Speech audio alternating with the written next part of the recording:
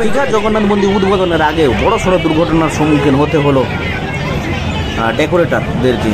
যে লাইট, যে রাস্তার উপরে দীঘার চন্দননগরের লাইট শো আপনারা দেখেছেন, আমার চ্যানেলের মাধ্যমে, ভিডিওর মাধ্যমে আপনাদের সামনে তুলে ধরেছিলাম। লাগাতার যে লাইট শো হচ্ছিল দীঘার বুকে, ওটা প্রশাসনের তরফ থেকে কিন্তু ব্যাপকভাবে সাজানো হয়েছিল একটা উদ্বোধনের আগে, কিন্তু বড়সড় দুর্ঘটনার সম্মুখীন হতে হলো।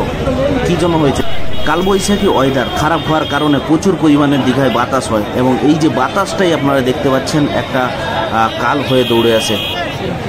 রাস্তায় চলাচল করা যানবাহন, দুটো টোটো কিন্তু ক্ষতিগ্রস্ত হয়। আপনারা দেখতে পাচ্ছেন যে জানা চ্যানেলের মাধ্যমে আমি শুনেন আপনাদের সামনে তুলে ধরলাম। প্রতিনিয়ত দীঘার বুক থেকে আপডেট তুলে ধরি। এই যে লাইটটা আপনারা দেখতে পাচ্ছেন, এই লাইটটা কিন্তু কালকে রেডি হয়েছিল, কিন্তু আজকে বড়সড় দুর্ঘটনার সম্মুখীন হলো। তো ভালো থাকুন, সুস্থ থাকুন, আবারও দেখা হবে নতুন আপডেট নিয়ে। Good bye.